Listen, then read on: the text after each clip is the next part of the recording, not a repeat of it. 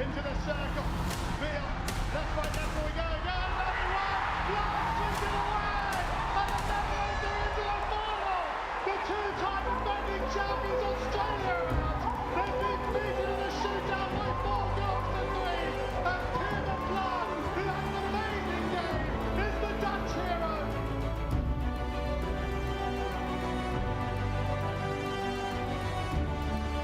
Belgium, Hockey World Cup finalists. How does that sound? Yeah, I think it's amazing.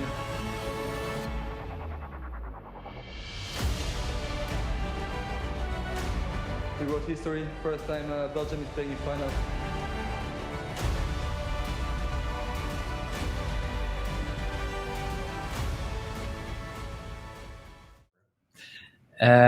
I would like to introduce myself, first of all.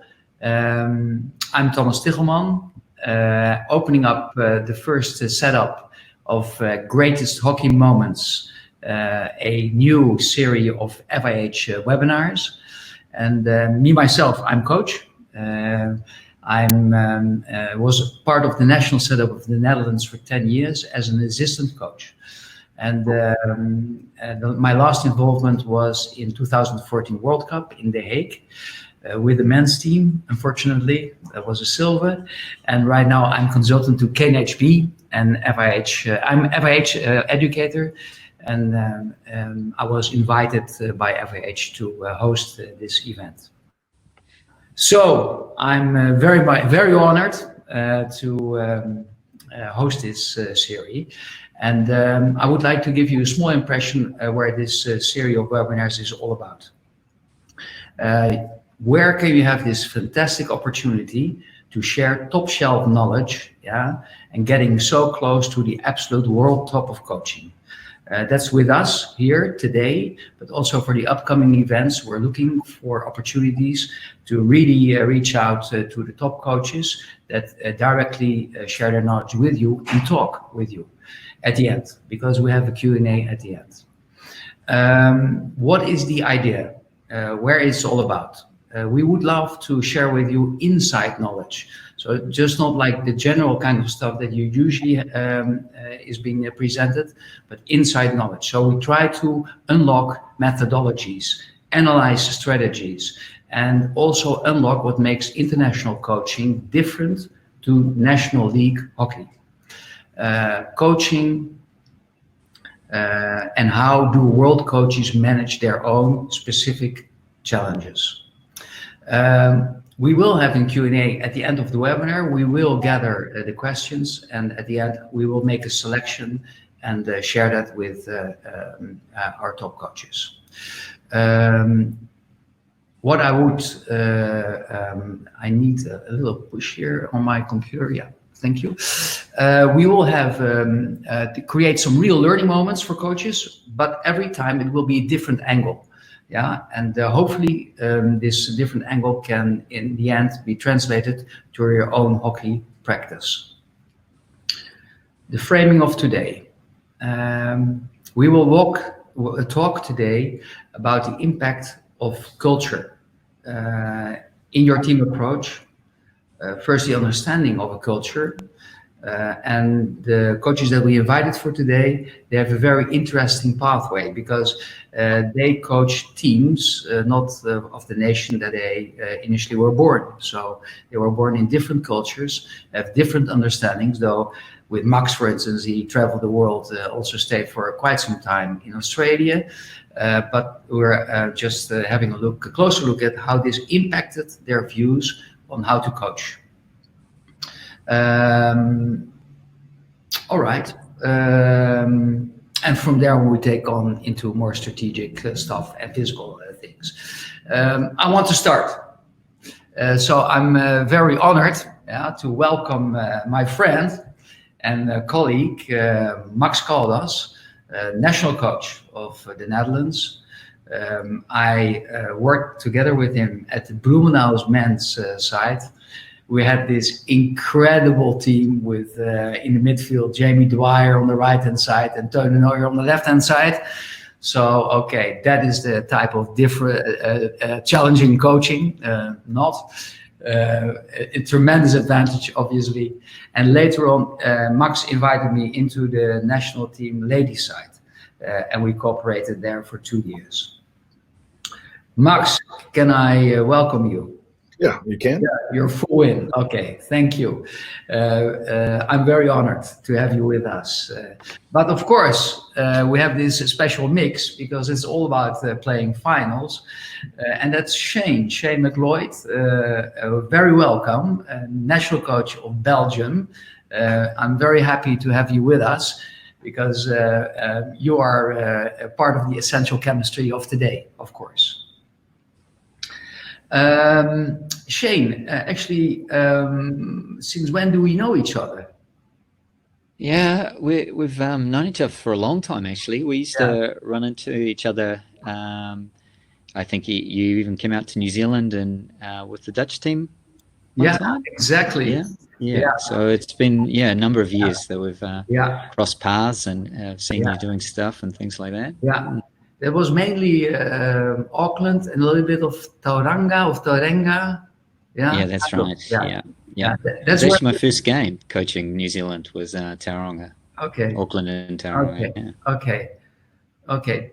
Did we win? No, we drew also, I think. Yeah, we won the first game. So that was it was a nice start to my coaching because it doesn't happen too often. New Zealand beat Holland.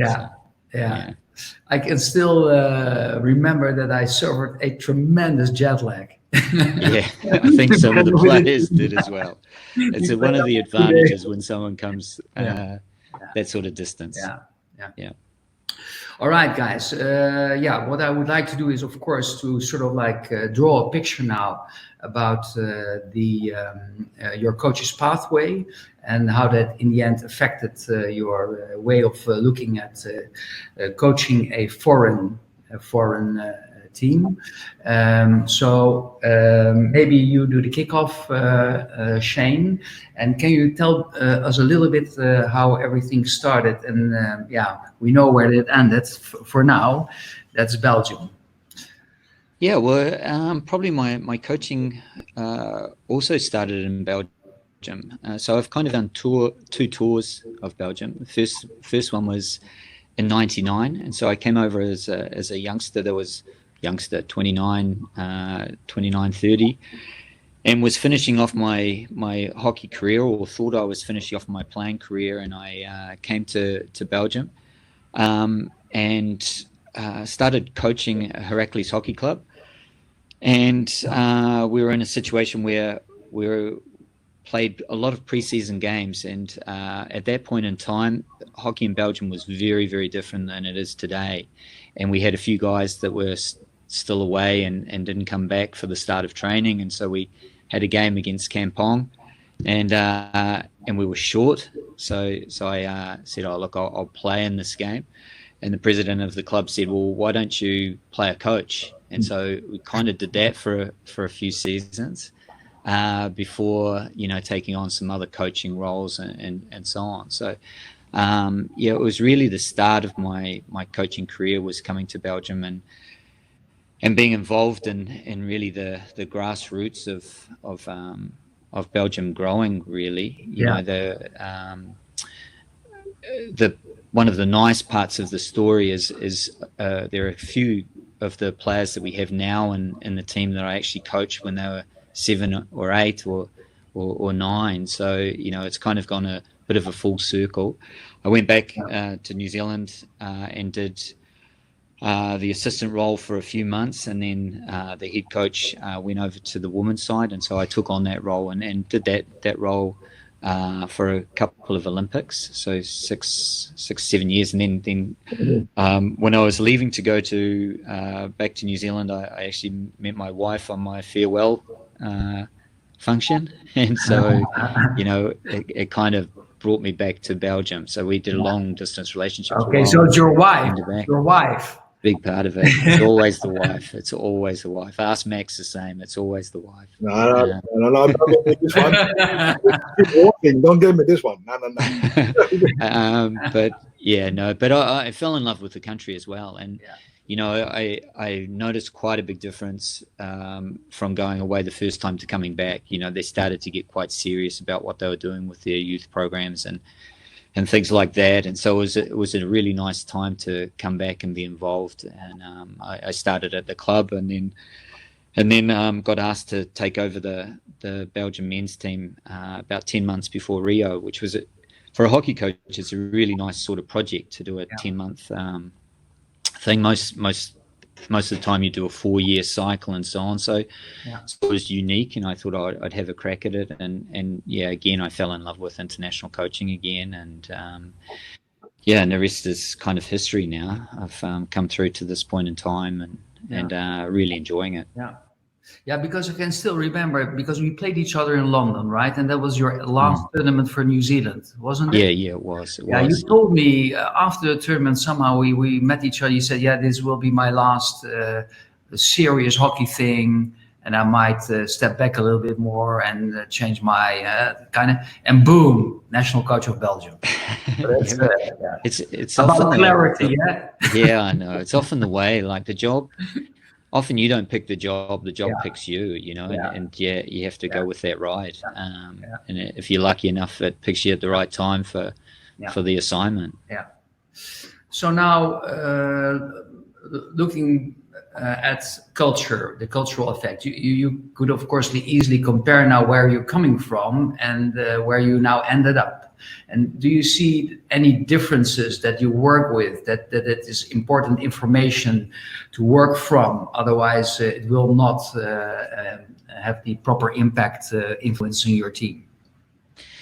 Yeah, well, like I was probably quite lucky to grow up in New Zealand that has a really sports culture and a very dominant All Black rugby type of culture, and so that's kind of. It's embedded in everything we do. So you've got a little nation that hardly has any people living there that kind of fights above its weight. And, they do some things that I think are quite exceptional for a sporting organization. And I've watched that. And actually one of my mentors was the coach of the rugby team for a few years when I was coming through. And so, I've always felt that there's a right way and a wrong way to lead teams and develop teams, and my grounding has been based a lot on what I see with that, and I see a lot of connections with Belgium. It's also quite a little country, and I could liken it to New Zealand and Australia, where Australia is kind of the big brother of New Zealand type of thing, and Belgium and Holland. There's a similar type of relationship there that I can connect with, and so we've used that quite a bit in our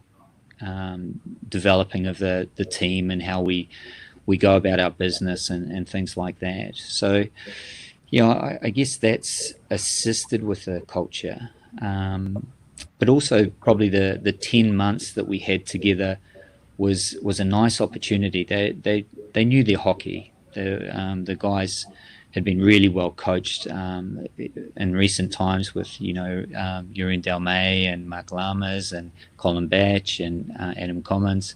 So their list of coaches was quite a remarkable list. But it was a new way to offer them something a bit more. So we took quite a lot of stuff off the hockey field. And looked to develop a lot of those values and things like that, and tried to live them through. Yeah, because do you think it's an advantage that you're a coach coming from a British Kiwi nation, so like an outsider between, because there is a Frenchy, Flemish polarity in that nation going on, and you represent maybe the neutral coach. Is it easier to probably to manage these differences? Yeah, I think so. Without doing it on purpose, and because I'm so poor at foreign languages, it kind of forced us into coaching in hockey. But all of the youth teams, they use English as their hockey language as well, and mainly because it sits in between. It's I have no affinity with the Flemish speaking or with the French speaking, and I think the players quite like that. I think it's always a bit difficult for one of the groups, more in the past than now. But if you had a French-speaking coach, then it's a bit tougher for the Flemish speakers, and then when you have a Dutch coach, it's a bit harder for the French-speaking. Yeah.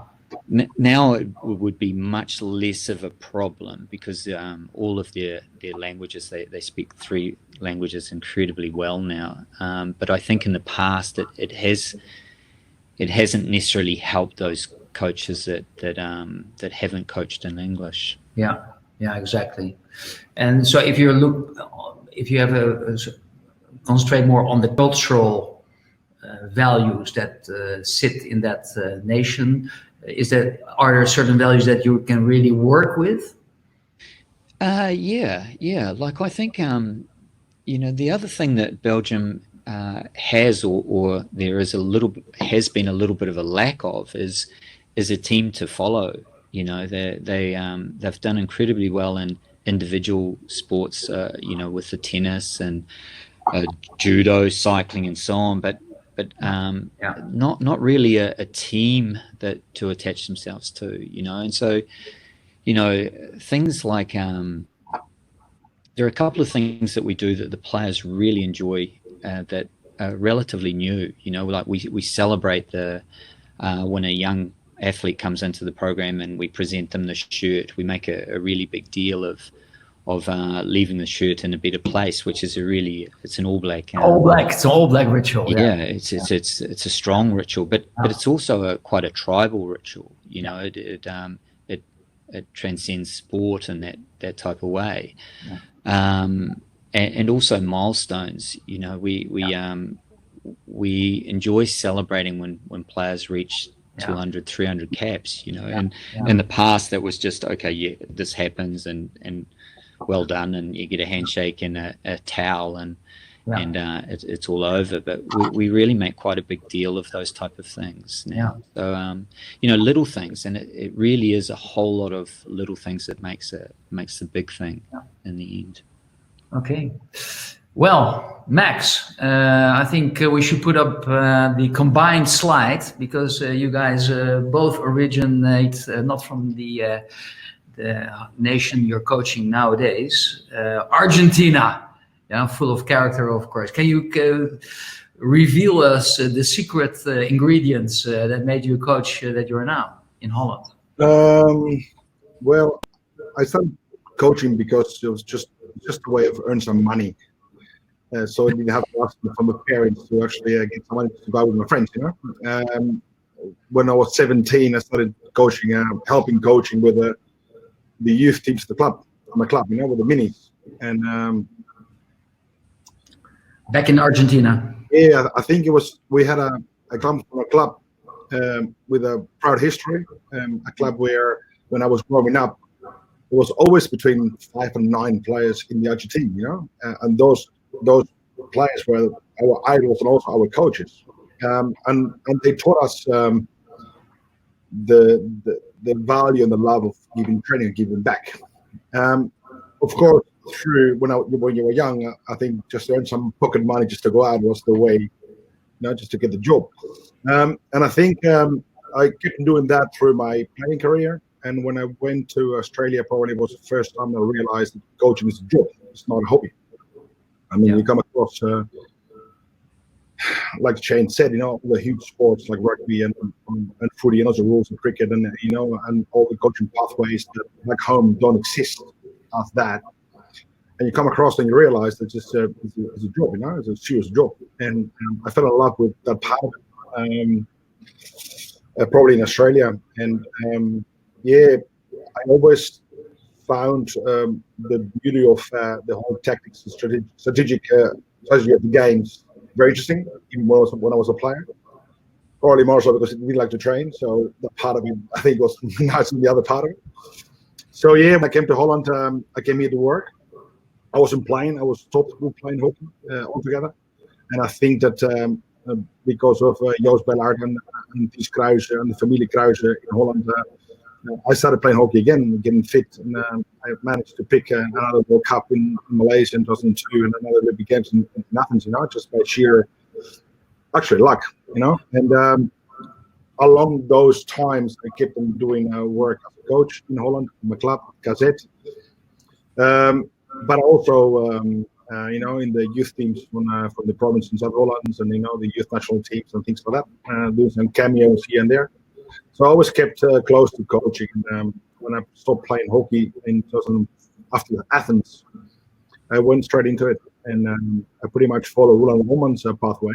I was doubting what to do, and he told me, "Look, I started with Leiden in the second division. You should do the same thing." And it was also travel with kids, and that's the way I just got into it. And it took me to where I am now at this point in time. Yeah. So you more or less really started from the bottom up in I think for the ultimate platform. Yeah, youth and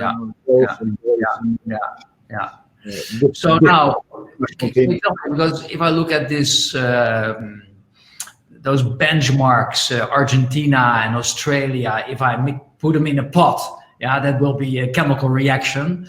How can you use this fertilizer for the Dutch team, the culture, the learnings from that past?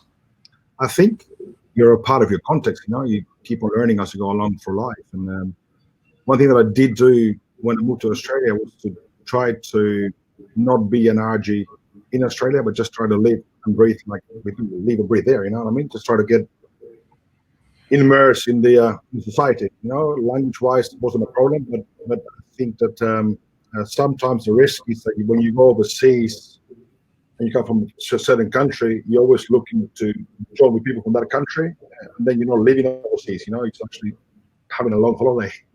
I believe that actually people grow when they immerse themselves in society and where they live. They become a part of it and they enjoy it and they learn. I went away when I was young. I was 22 when I left Buenos Aires. I'm now 47, so most of my years has been abroad and overseas and on my own. So I pretty much learned to know me as I went through, through pain and laughter. I became who I am now, and I think you look back, and I think there's certain parts of me that developed or arose in a certain place in the world, Buenos Aires, or in Sydney, or in Perth, or in Holland, in The Hague. I think that I like to be a bit of a mix of all, and of course that mix of all you put into place also in your work, because it is who you are. So I like to take a bit of everything it's putting in my working life. Okay, well. Beautiful package, guys. I would like to step up now to hockey of the now, the here and now, and have a closer look at the selection process that led up to the World Cup tournament. And Shane, I would like to ask you, let us have a closer look at the team selection process before World Cup. Because I was wondering, how did your selection process for this tournament go? Was there anything special or difficult decisions that you needed to make? We drew a couple of red lines here because we've seen some switches between Champions Trophy, CTs, it says on the top left, and the World Cup final team. So lots happened underway. Can you please further... Yeah, there was really a lot happened, and those some of design, but some certainly not of design. Like in leading up to the World Cup, we had some thoughts with some of our players, and one of the players that I think is quite interesting to talk about is probably McLeod de Keppel. Exactly.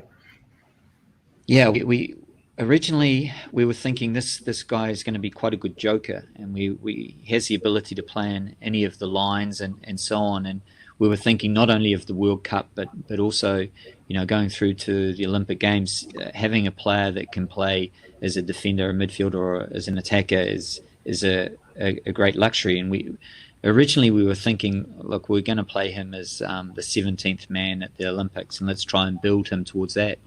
But he showed so much progress early on and did such a good job that all of a sudden he was coming into the mix of being not only just in the 16, but also, you know, potentially a starting player. Yeah. And so we kind of had to react on that, and having a joker within the team allowed us to do a few things that are probably a bit unique, you know, like, you know, the Olympics could be a 5-5-5 type of selection type thing. But with someone like Nico, you could play in the World Cup 5.5 at the back, and you could also play him as a half a position as a striker. So, you know, we went with that, and luckily we did. It also meant that the players that we missed out, we kind of picked for the future. We chose 2 young guys, Antoine Kina, who had shown a lot of promise and was nearly ready, but not an easy midfield line to break into, and Augustine Mermans, who's another youngster that had been going really well and making good progress. And we thought it's likely one of those players would go to the World Cup because it's in India. There are quite a few issues that you face. It's a long tournament, and not only the playing aspect, but also the training aspect comes into play. So we thought we would for sure have one of them come over, but as it was, we ended up with both of them coming over. So we ended up with 2 midfielders coming over, and luckily it's the wrong choice of words, but we lost one midfielder in John Doman. So that was a straight out replacement, and then what we ended up with was Nico playing as a defender and attacker, and we went with five midfielders running through, and Gus playing less minutes, but you know, supporting some of the bigger names that we had at that point in time. So yeah, we were a bit lucky in some ways, but in other ways, you know, we're kind of really happy with the squad that we ended up taking. Yeah, and can you comment on because it seems like since Rio, we discussed it before already, the preferred line for the corner specialist has changed between Rio and the World Cup. Yeah, so although we had a really good Olympic Games in Rio, we had the worst penalty corner stats of the whole tournament. So we were even below Brazil with percentages that we scored and so on. So it became a real focus area for us to look to develop, and in doing so, you know, we gave more space and more time to Alex Hendricks to develop and so on. And he'd always been a strong flicker, but he kind of needed a bit of confidence that we were backing him. And so we spent some time building him up, and he just grew and grew and grew. And at the same time, we invested in Tom Boone and also Louis Glaupart. And so, you know, in the end, we've got 3 or 4 drag flickers that we think are of note. And we think in the modern game that's really important now. You know, if you get caught out with just one, it's really hard to make the subbing and things like that. Yeah. You have many corners available all the time, I think, during a match. Yeah, we do. Like we always want to have 2 castles operating. You know, the number 1 runners are getting incredibly good. You know, the percentage of corners has dropped or the success rate has certainly dropped over the last few years, mainly through the first runner. Becoming more and more efficient and so on. So, you know, we work hard at trying to make it as difficult as possible for that particular person. And you need to have two flickers to allow yourself to do that. Yeah. All right. Maybe, Max, we have a closer look at your selection for World Cup and what's the history or the story behind starting from Champions Trophy. Could you sort of lead us through? Yeah, I mean, Champions Trophy begins even before that. I think that when we played the Hockey World League finals in India, I think it was December the year before, we tried that tournament to use to try things up. Like, for example, we did take players to play in two lines at the same time and see what that brought us to the game. One shift up front, one shift in midfield, one shift middle, one shift back, during the game to see what that differences gave us. And then the Champions Trophy, in a World Cup year, was just, of course, a home tournament. You want to do it well when you play at home. But actually, it was a stepping stone towards the World Cup. And for example, Mink didn't play the Champions Trophy because of an operation on his foot. Billy became a father. So he was going to become a father, so we chose not to play already in January. We said, look, you're not going to be a part of it, so you know it already. And we were in Perth that year. Terence Peters was going to play, and he got injured in the playoffs, in his hammy. So we need to make some changes. But it was pretty much a stepping stone towards the World Cup. So we were going to try things because we only had, I think it was 2 weeks preparation for the Champions Trophy, or 10 days, something like that. So yeah, like Shane said, some choices are made for you, and some of them, are prepared. But gearing into the World Cup, I think we lost Floris Waterboer in Valencia, shoulder, the shoulder, and he got the shoulder out of the second time out of his socket. And yeah, I mean that was pretty much the first time we had to make a choice, and the normal thought process would be we had already 2 reserves picked for the World Cup. We had the World Cup team there in Spain, and in the reserves line was Joep de Mol and Joey Kroon. And normally you would think that the defender by defender, you swap them up, and that's that. But we thought about playing Jonas de Geus at the back, that we did it beforehand. We tried them out. Yeah. It gave us a lot there. So we thought, well, why not be more attacking, actually pick the choice and bring Jorrit in. You was, of course, very disappointed because he stayed as result in the World Cup. But then he ended up playing the World Cup, and he did so very, very well as well. Yeah. So yeah, I mean, as always, the tough part is dropping people and making that last choices. But yeah, we try to be very thorough about what do we take and what we don't take, what are our options, the runners, the how many corner pushers we have, and things like that, to be less predictable. Yeah, that's how we thought about it. Yeah. For both your teams, it's interesting to see that you started with 5 in the back, and for you, Shane, I think it's a 5-5-6 where you started with, and I just corrected it with Max, but he went to CT with a 5-6-5. If you run those type of numbers, you said 5.5, Shane, correct? Yeah. Is that something that has an effect on how you use players when you have 6 to rotate in some line? Yeah. So what we find with the defenders, they do a lot of problem solving, and a lot of their game is built around.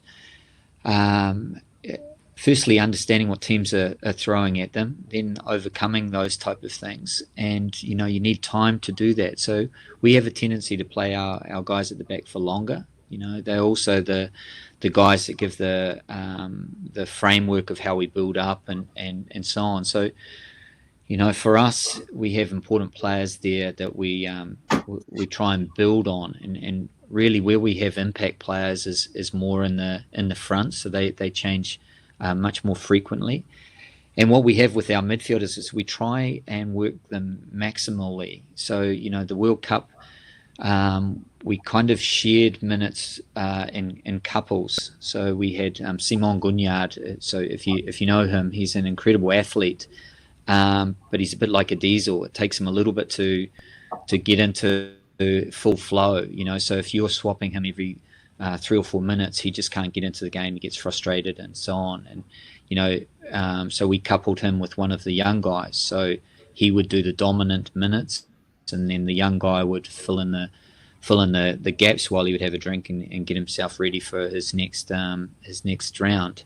And you know, we always have a plan that we run to. But it's very difficult in the modern game for players to be on and off exactly to their timing. So, you know, they have to work together as a unit and give and take. You know, sometimes they win a minute, sometimes they lose a minute. But so it is initially a pre-scheduled rhythm. Yeah, it is. It is a rhythm. Yeah. It can be flexed up.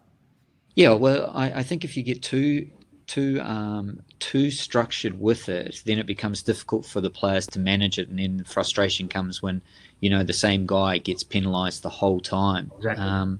With losing minutes. That's kind of why, you know, you need some players in your team that kind of service the other players a little bit, so that you have a dominant, and then you have one that is a little bit more forgiving, and we try and link them up, and together they make a good partnership. Okay.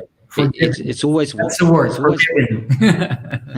Well, it's always the one area, regardless of how good your culture is, that your players can easily get frustrated with. You know, like, and if you think about it, they've got they have you know, they do all this training for the minutes that they're going to get at the Olympic Games or the World Cup, and 30 minutes goes incredibly quickly, you know, and 15 even faster. And so, you know, if you're losing a minute for everything you've trained for, you don't want to do that. So you know, we get them to buy into what we're doing. Yeah. All right. So now you have these pre-scheduled rhythms. You use them in a flexible way. With combination of players, the one more forgiving, the other maybe even having a different type of importance for the team. But how does that reflect something also for the training? Do you need to make that team ready for these type of rhythms in the game itself? How do you manage that? And well, it's certainly built up in the trainings, but also probably the majority of that is done in training matches and so on. You know, like we watch the efficiencies of players, and when they start to drop off their efficiency and what they're able to produce, and then, you know, that gives us a pretty good indication. Look, this guy, his maximum time is, you know, 8 minutes. After 8 minutes, he starts to rest on the field, or he starts to make mistakes and things like that, you know. And again, it depends on the type of game that you want to play. You know, in an international game, the strikers are working so hard that you know they're asking to come off after 3 minutes if they're doing their job extremely well. So, you know, it's mapping out, this is how we want to play. This is going to be important. We play with 5 strikers, for example, because we want dynamics of different players playing together rather than 2 sets of 3. You know, all those type of things are important. So just to wrap that up a little bit, you first need to define your style of play. That creates the demands. And also, also the type of players that you have, you know, like if you have a midfield that are all speedsters and don't have the ability to repeat those sprints after a certain period of time, then you change them quicker. But if you have someone that just wears down their opponent because it's a bit of a battle in there, then you keep them running. So basically what every team probably does in the world, because I know Max is also in that area, you can never reveal the ingredients, but you basically design a profile per position with the player, meeting also the requirements of your strategy. So do I say that right? Because I'm looking at you now, Shane. Oh, to me, okay. I thought you were talking about Max. Yeah. Oh, yeah, you do.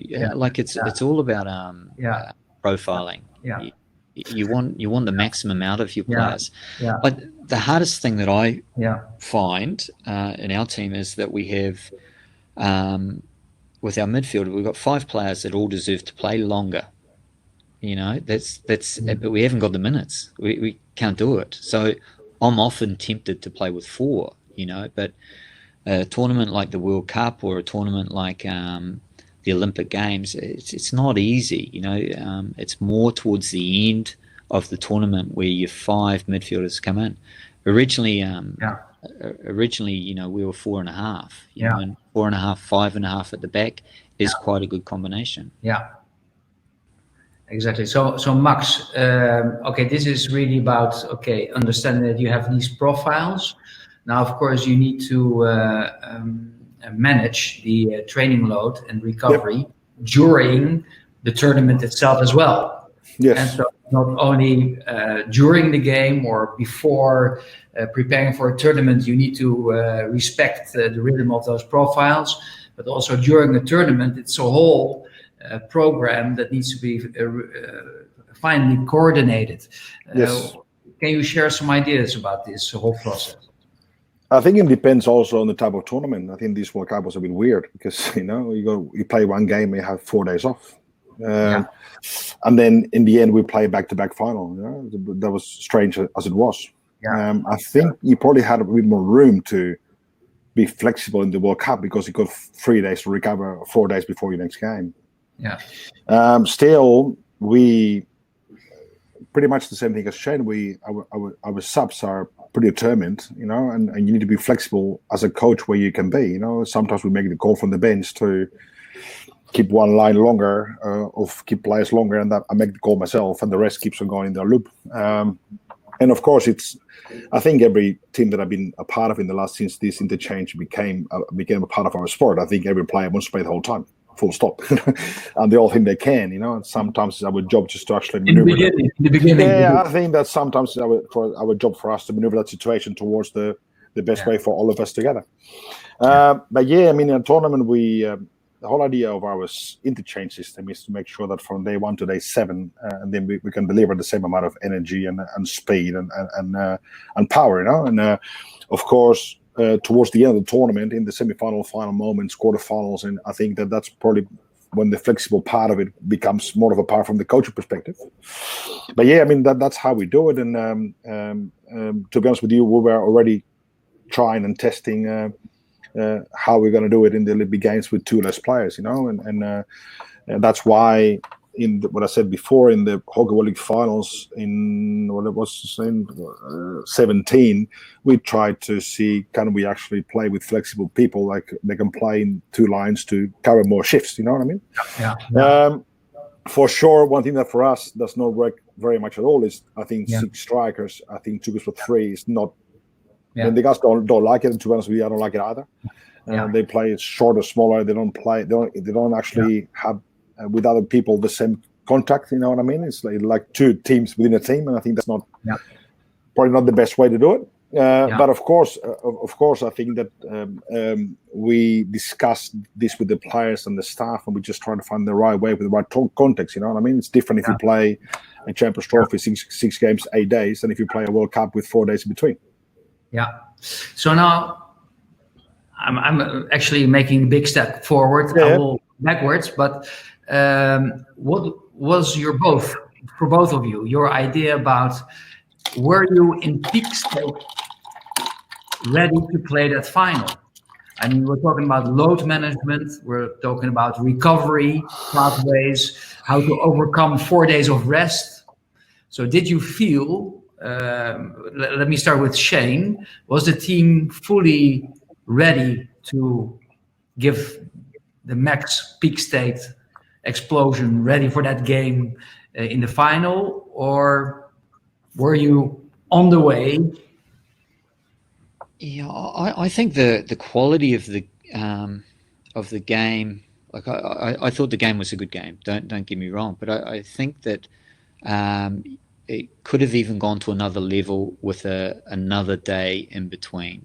So I think that it's a tough ask to play the quality of game that both teams played in the semi-final and then turn that around straight away. And I think that for me, it's actually a bit of a disappointment that there wasn't the thought to do that, because I think that both teams could have gone to another gear just with another 24 hours, but everyone knows what the tournament is up front, I guess, and the tournament for me was it was a strange one and an interesting one, and a lot of tournament management came into play, like how hard you worked in that first period and where you felt you were going to finish in your pool became more important than most others. Normally you turn up for a tournament and you look to play, you play well, but get a bit better. But this one, you had to work incredibly hard in the training environment while the tournament was going. Exactly. Like we went into the tournament nowhere near peaking. We were 2 to 3 weeks off peaking. And that was probably reflected as we played our way through the tournament. We felt as if we were getting better, and we took a risk playing, training as hard as we did going into the first game against Canada, for example. And we couldn't finish the game off. We only decided to plateau in the tournament itself. Yeah. If you peaked, and that's sometimes a little bit of the advantage with teams that sit in the top 4 or 5 that have the confidence to back themselves, and really your tournament's only going to be a success if you finish on the podium. So you work accordingly. Like if you're Canada, for example, you try and get up for that game 1, and then you try and hold on. Whereas I think some of the top nations, they knew, the Hollands, the Germanys, Australias, that you got to build through this tournament and be at your best at the end. Yeah. Especially as Max said, because you have 4 days, 5 days, and then all of a sudden it's bang, bang, bang, and you've got to be ready for that load. Yeah, because that's of course interesting that there's so much load pressure at the end of the tournament, and you might be challenged to not fall asleep on the way going to the end zone of the tournament itself with so many days of rest. Yeah, it's not the case. I know. Don't tell me it's not the case. I know it's not the case, but still, people might think, because that's something that not many people understand, that you need to keep that rhythm. Otherwise, the team is just not ready for the end of the tournament. And to sharpen up and to build up that peak state to the end zone of the tournament itself is it's I think part of the artistry of the game. Probably you more or less have a different, same type of story. Where did you Sorry? Did you also build up your plateau to the top level within the tournament, or up front already? I think I partly understand where Shane is coming from in the sense that for the top teams, I think sometimes you can actually take it easier at the beginning to actually build it up. The thing is, nowadays in men's hockey, I think if you're not having a good day, you're gonna have a tough time against every team, probably in the World Cup. So we pretty much went about it in a slightly different way. We bet about it per day. This game needs to be played today. We need to be at our best level today for that day, and then close that game. And the way that we did it was on day 2 after the game, we trained pretty hard the next day, and then we had a day off, full day off, where we didn't have anything to do with the players, and then with us, and then we pick it up again going towards the next game. And it really worked because we have high moments of intensity and emotional intensity and discussions and hockey and the rest. And then we have a big break where we didn't actually talk to each other, let's say, let's put it away. And then we pick it up again, focusing on the next team. But we were not as ready for the World Cup when we left as it could have been, when you have the whole summer to prepare to get up for a tournament, you know what I mean? So we were still trying to pick up some points as we went along through the tournament itself. We were very, very wary not to tinker with form and try to be good every day for itself, and that was for us a big thing. And as the tournament grew, you're getting better and better, and you get that going again, that sharpness and that freshness in your game. But we were very clear not to think too far ahead, so a tricky tournament, like Shane said, for different reasons. And especially, I think that was your first question. We finished. We played the second semi-final against the Aussies, and shootouts and the emotional part of it. We did close that game. We make a point of going back to the hotel, having a meal. Closing the game up before we go to bed. The thing is, fact is that the boys and myself and the guys, it took some time before we actually could have some shut-eye, because you know how it goes. The later you play, the more it says in your body, and having to manage that the next day was pretty interesting, because we tried to leave the morning for them off for the final, just to actually let them be, and slowly pick it up again from lunch onwards. And that's how we did it. Technically, for recovery, that's very short. Technically, for recovery, that's very short. I agree with Shane. I think one day more could have made a really good offensive and defensive game. Both sides of it, for sure. Yeah. Because we talk about this later, because I think that properly was visible, reflected into the final game, of course, that you had these great semis, Australia, both England and Australia, with a very high energy level. Yeah. And then compared to the finals, that was a different story, incomparable different story. So now, taking this out of the perspective of the World Cup preparation, if you look at Pro League nowadays, or for what it should be, I think that this whole area of load management and recovery, this is probably an area where you can make a real big difference as a national team. Do you agree?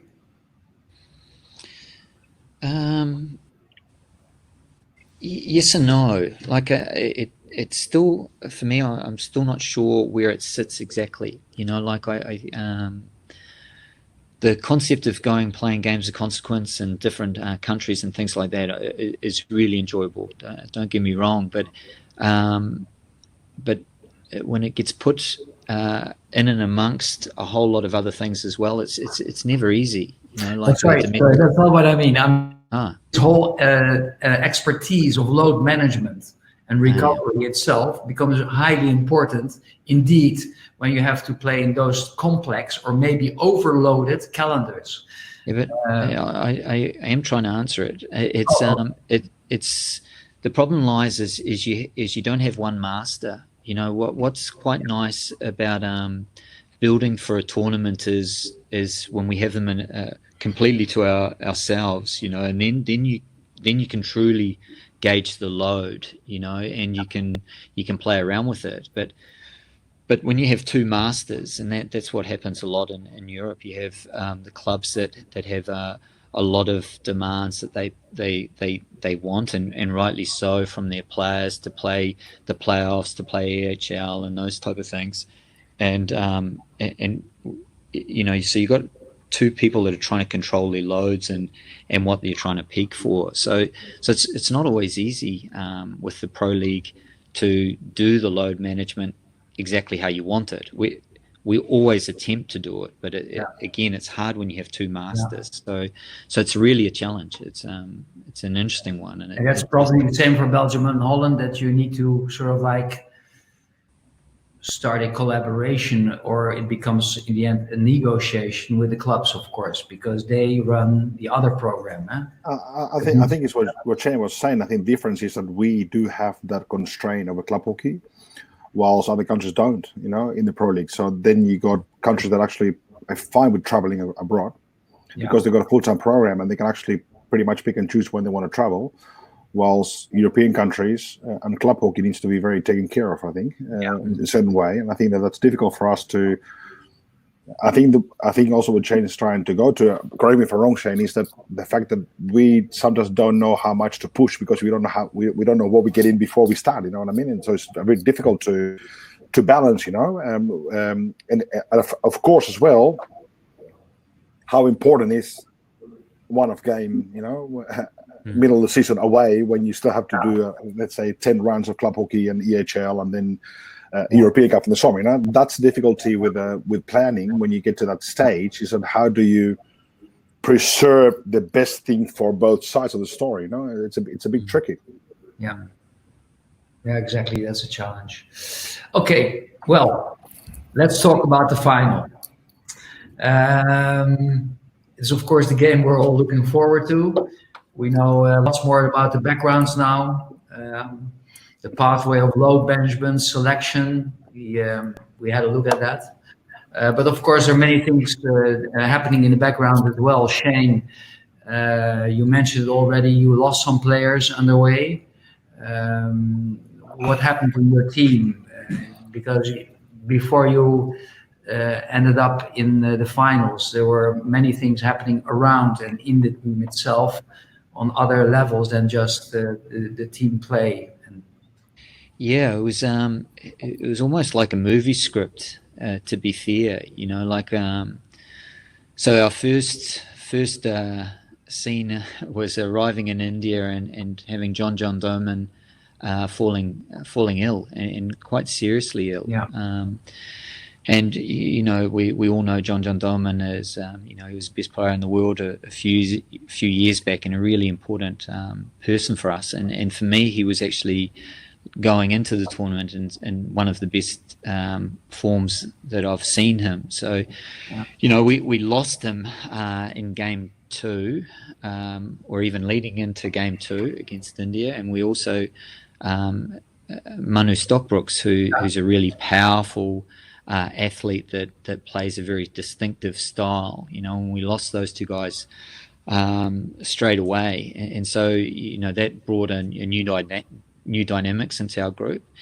And we actually, while the tournament was happening, we had won the first game 2-1 against Canada, which kind of put us in a safe-ish position. We drew with India, but India had a much bigger goal difference. We sat and we actually had a conversation about what would be best for our team. And with the World Cup format, there is a pathway where you get an extra game, and we didn't play towards that, but it was such an important aspect that we needed to discuss, is a game going to be beneficial for us with 2 new players coming in, or are we better off to try and, for example, start the game against South Africa without our keeper, to try and get goals and things like that. So we went to quite a bit of depth and so to think, what did we want to achieve,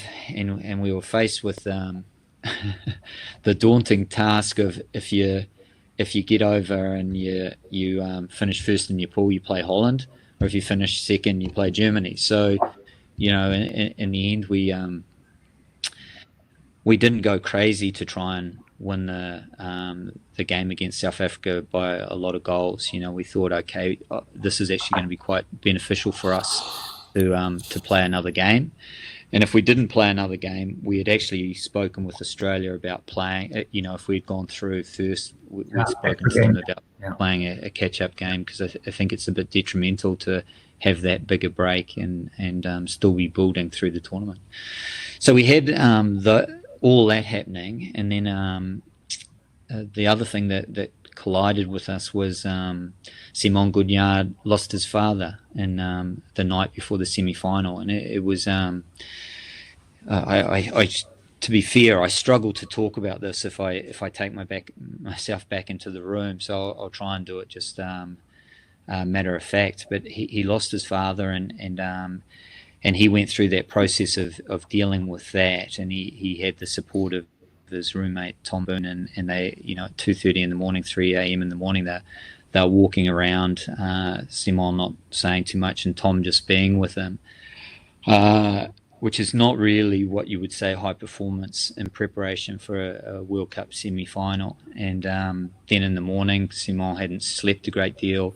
We had our briefing in the morning, and he announced to the group that he had lost his father. And it was an incredible moment, and something that I think everyone in the room will never forget. You carry that fever, and so there was all those type of emotions and kind of connections in a way, and when someone passes away, people don't really know what to say. You don't really know what to do. You do your best, but sometimes you fall short. And one of the things that was a feature of the World Cup for me was he scored, and everyone knows what to do when someone scores. Like it was high fives and they hugged him, and it was a really good.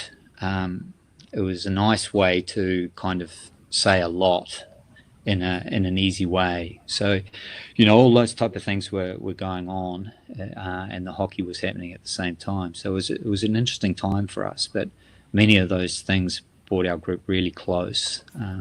And to be fair, we would have been a difficult team to play in the semi-final because of, everything that led to that point. Yeah. So it had a bonding effect to a certain degree. Yeah, it's a close group. Like that maybe, but okay, yeah. It got the team closer in a way, of course. It's an incredibly close group. They've played a lot of hockey together, and it's through all the ages and things like that. Yeah. His dad used to come and watch every game of his of Simon and so on, and even when he was playing in Holland, he would travel up and he'd go watch the games and stuff like that. So he was known to all the players, and he'd been sick for quite a while. We actually heard that he had got cancer when we were flying to Rio. So it was, it was a long time that he was going through that, and Simon was lucky enough to know in advance that things weren't good, and they had a discussion about, do you come back or do you stay? And they'd made peace. They'd managed to spend a weekend away together before they went, and so everything was kind of had closure. But when you hear that your dad's gone, it's pretty horrific. That's big. Yeah. Okay. Max, you already mentioned that the recovery phase after the game against Australia didn't leave you a lot of time. Yeah, but I think that's No, it's not. I mean, before you go to tournament, you know the rules. Huh? You know the rules before you hold your tournament, so it is what it is. No, that's not my question at all, because indeed, I want to know that with the remaining time, you of course had to brief the team also. Yes. I mean, we chose, I said before, we chose to close the game against the Aussies that night when we came back. We let them be in their emotion, the happiness in the change room, in the bus, when we had some dinner. And then we went to the meeting room, and then we closed the game for what it was. We just tried to actually not shut down the emotion, but just actually try to feed the ratio. What we did right, what did we wrong, how to go about it tomorrow. Just close the game for itself, and then go to bed. And of course, boys just for different reasons, of course, but they just can't sleep as fast as everyone thinks. They're tired, of course, but I think that your body keeps running as you walk through the hotel. So you see them walking through the hotel at night, and you sit down with them and you have a bit of a walk with them and have a bit of a chat with them. And we chose to follow the same pathway as every game so far. So in the mornings from the games, it was their time to be. We let them be. We let them read a book and walk around. And the guys that want to watch some video did watch some video with us. But we just try not to fill the morning, because it's a long day.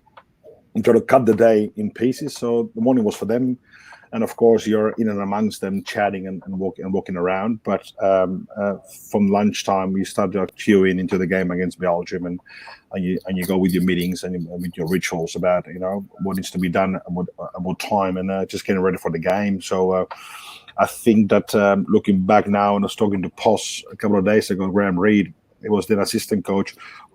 When the game finished the next day, I think we felt that we didn't spend enough time with them as we would have liked. Normally when you play every 4 days, there's heaps of time to be with the players, to have contact with them and just to be close to them, And in the final we prioritized recovery, for the players as number one option, and then we just try to get them ready for the final. And but I think that if we would do something again, we will probably spend more time with them than what we did. I think that's a big learning from the World Cup final. But we went in with with our confidence on high, and there was no reason not to. We knew what we were against, but I think we want to have a good show. Yeah, absolutely. So talking about the show, Shane, what was your initial idea how to start up the game? Because we compared first half and second half. I will come back to that later. But what was your impression, but also your intention? Yeah, look, I think it was an interesting game. Whenever you don't see 0-0 very often, and one of the issues with 0-0 is no team really knows what role to play. Like if a team scores, and that's all the game needed was one team to score a goal. It didn't matter which team. And then you've got one that goes on the defensive and one that goes more aggressive and searches that goal and so on. But the goal never came, and it just continued to never come. And for a number of reasons, I think both teams tactically were really sound. And I think probably with the physical demands of back-to-back games at that level, there wasn't one person that was able to pick up and make a difference. And so. Yeah, like I enjoyed the game because I thought tactically that both teams played really well, but it just lacked a little bit of that freshness. That freshness, that just so that players could make an individual difference, and that was. It's funny that Shane was saying about some players. I mean, talking to one of our boys yesterday or the day before about the World Cup final, he said that we felt right, but we were flat. So normally he said one or two guys, step up, and then the rest follow. It looked like everyone was waiting for the the one next to them just to step up and pick it up, just to follow. It looked like we just couldn't do it, even though we tried. I might show a slide also that indicates, or more or less like reflects upon the final itself.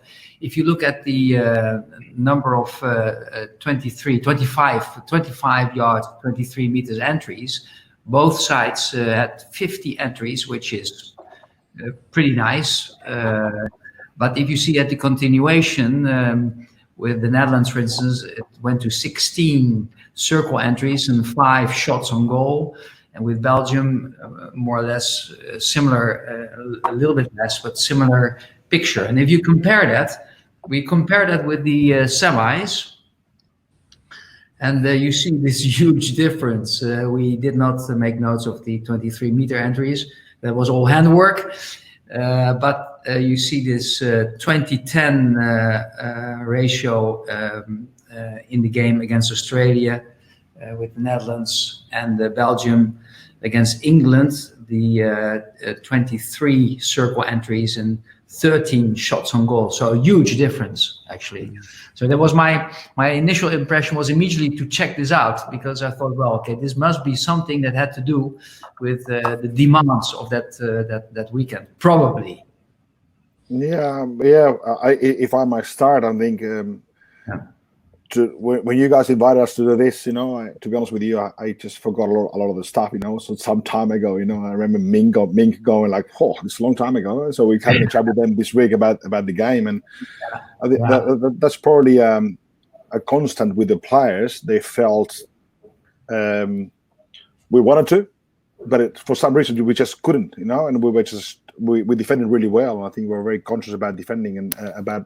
Not necessarily as an objective, because we try to win the game. We haven't thought about it and as a defensive game at all. But I think that for sure, I think that the back-to-back games, I think, had an impact on the quality of these two teams. Both teams have great players to show off to the great Indian crowd, and I think that as a coach, great game to watch. It got to be much better. I think as a lover of the game, it got to be much better when when one or two guys for them and one or two guys for us just really got going, and that would have been a perfect setup.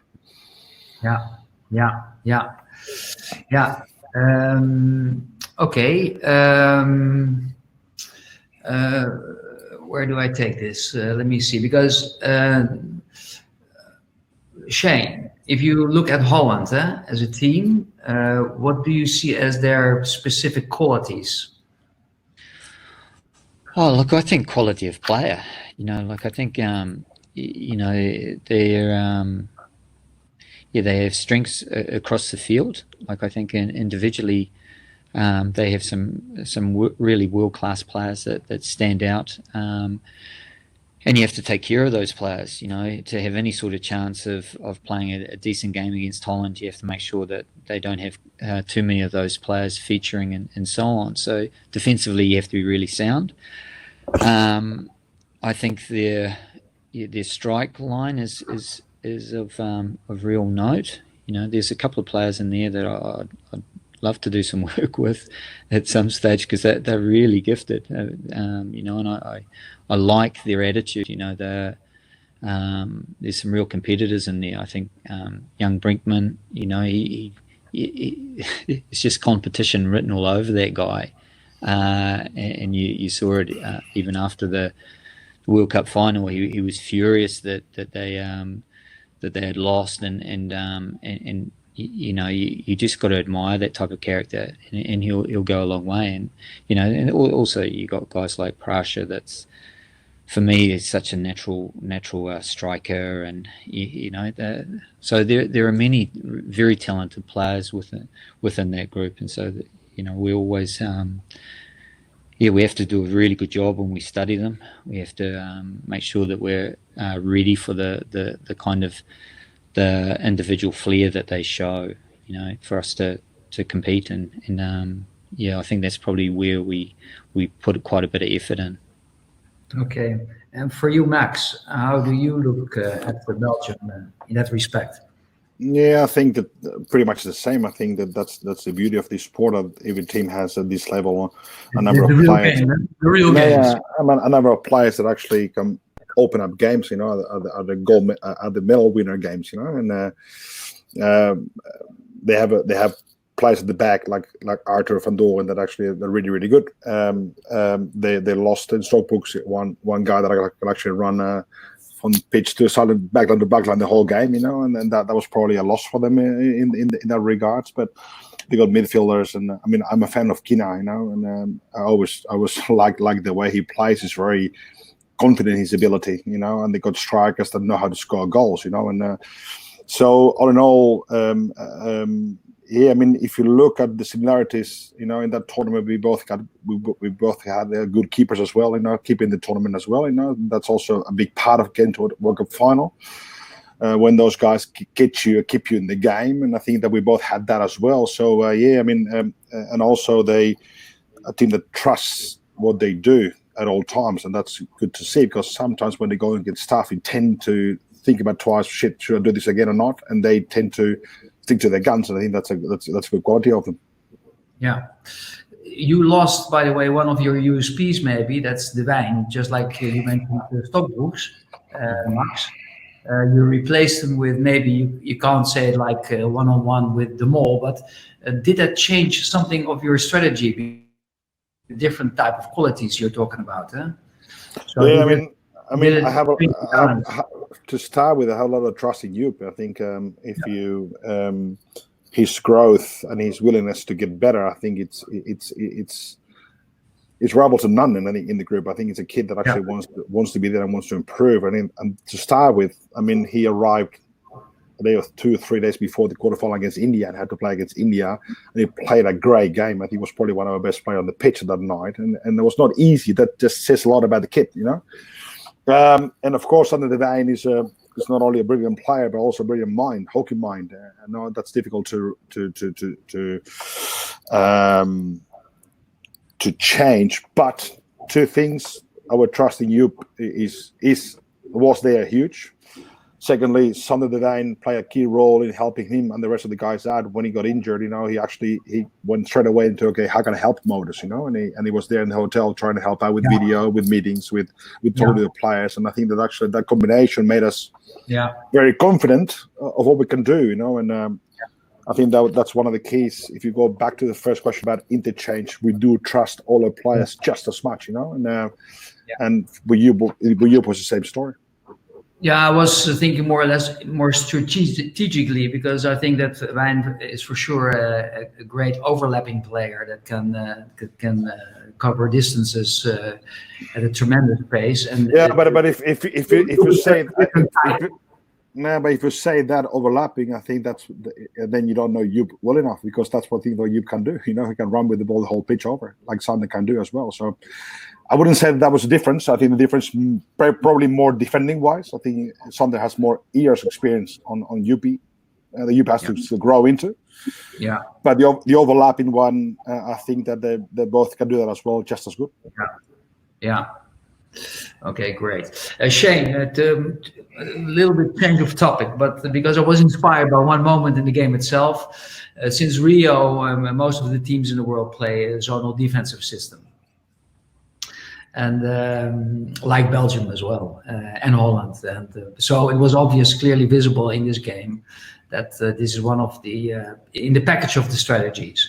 And I see, with all these countries, I see many solutions to break through the zonal defense, and ways to outplay this type of defense. What are for you principles of training, principles of play, how to overplay zonal defense? So it's more or less like the outlines you work with your team. What are the capacities, technical? Well, yeah, without trying to give too much away, like the thing with the zones that we face internationally is this space, like, and the only thing that's really not your friend is time. Like you have to do things quickly, and you have to know your outs before you get into those type of situations, because if you don't, the problem with zonal is people, when you lose the ball in zonal, they know that structure. They can attack from that structure, and that's one of the reasons why we don't get manipulated by teams. We know what we've got when we win the ball, and then they have to solve that problem. So for us, we do a lot of work on teams that play zonal, about the roles that they play. So how do they play that particular thing? And probably because we've been playing zonal for a bit longer than other nations, we've gone through all that problem. We know what teams throw up against a zone and where the weaknesses are in zone. So we probably were ahead of most teams in that area. So yeah, it's training when your press breaks. So those are repeatable situations. So we know how teams get through there, and then we solve that problem. And you do that hundreds of times so that everyone knows who to pick up, who goes at the ball, who doesn't, who covers the different positions, and so on. And again, do you technically because we have this? Do you technically prepare the players in those type of positions, like Meunier, for instance? Great receiver in the zone. Yeah, he is. So, but he's had a mentor. So John Doman and him, John spends more time with him than I do with him, because he feels the game around him, and he knows how teams put him under pressure. He knows when it's going to come. He knows the outs and things like that. So, what we try to build in our organization is a mentor and someone that's going to learn from that player, so that they kind of, in the end, they take over their role. And you'll see that with a lot of our players, although they might be slightly different style and players, like Antoine Kiener, for example. He works with Felix Denier, and he's learning how from all of Felix's experiences. Okay, well, how do we solve these type of problems? Where are we going to come under pressure? What are my outs? If that's blocked, how do I get out the next one?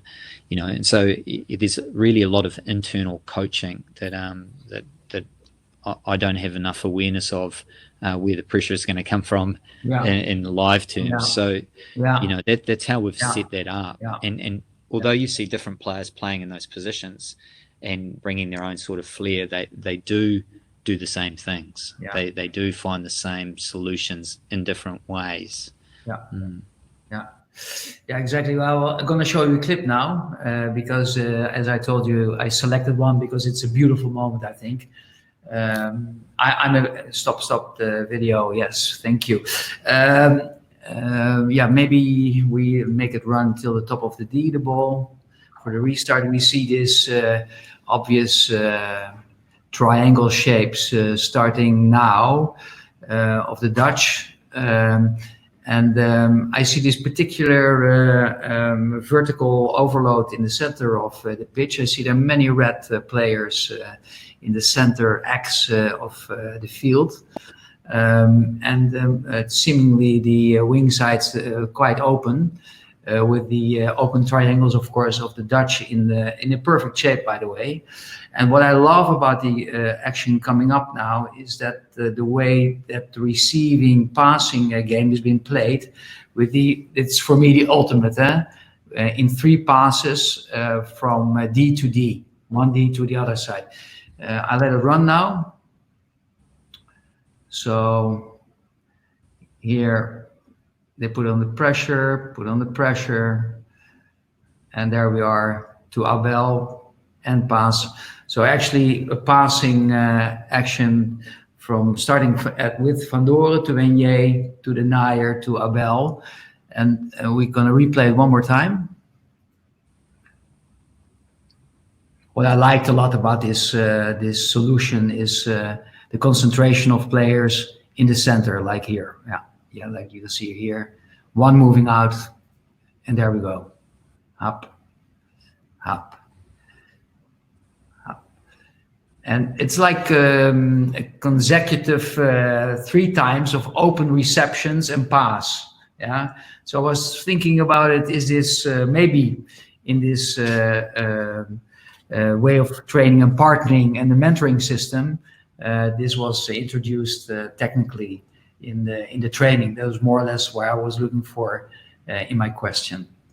So I want to step up now because we're going to the end a little bit, and this is more an open question to the two of you.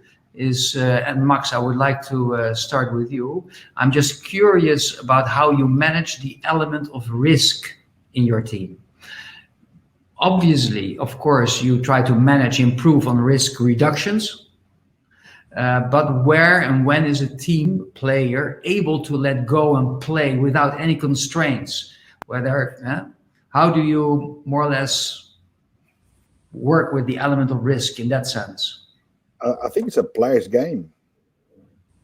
I think if you ask me when are your risks not there, I think that when the whistle starts, I think that's when they need to start making choices. And I think that our job is to try to make them aware of their choices as they go along in the game, and support the choices, just try to actually give them some different ideas. I think that one of the advantages of the interchange is that we have the chance to talk to the players one-on-one a lot during the game, have a bit of an influence on their performance as they go along.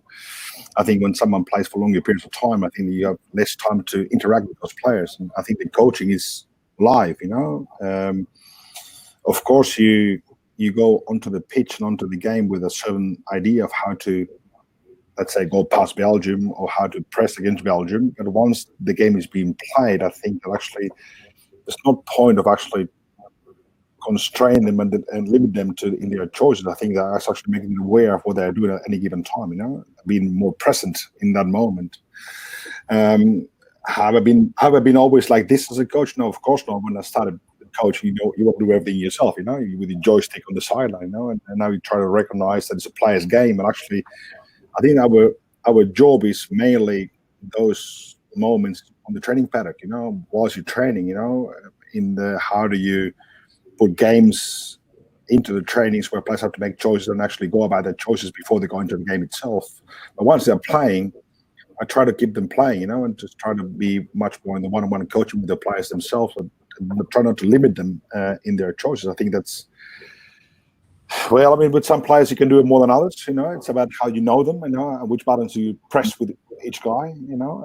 But we've got some amazing individuals with a very, very strong opinion. So during the game, I think it's their time to shine, and other time to support them in any way possible, and sometimes to, questioning, just to actually push the envelope towards different solutions.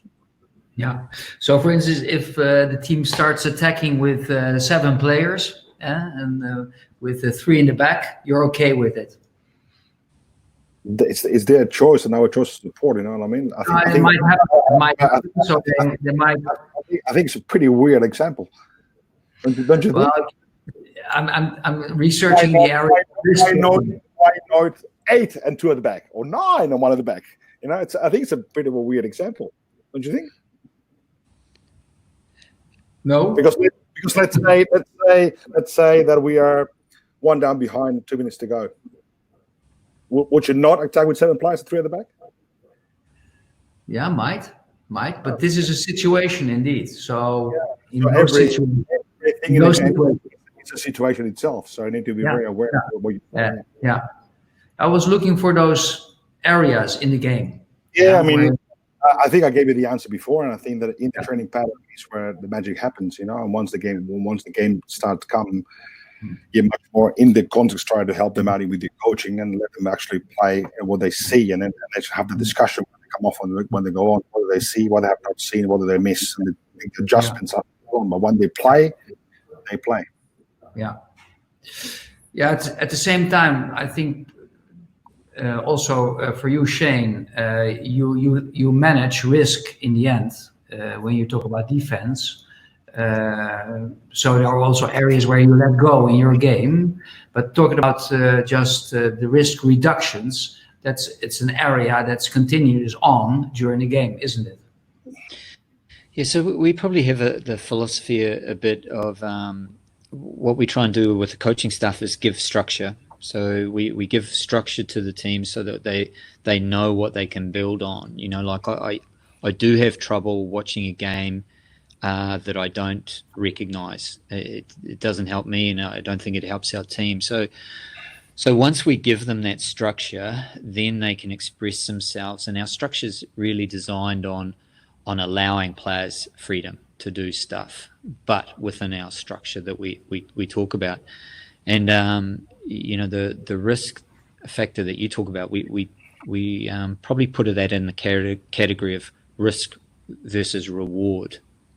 So, you know, we take a situation, and if a player has gone out of role or out of our structure type of thing, what does it bring us versus what does it cost us? So, you know, we can apply that to when we counter, do we keep counter control?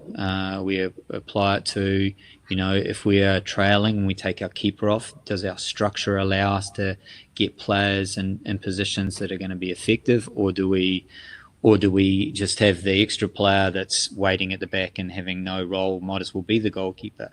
You know, so it's always the structure is what we try and work hard at, and then the freedom within that structure. But certainly the risk reward factor is an easy thing for us to try and talk about and make decisions on. Yes, we do that because the reward's great and the risk is low, or vice versa, the risk is too high and it's going to cost us. So yeah, that's probably how we would do that. Yeah.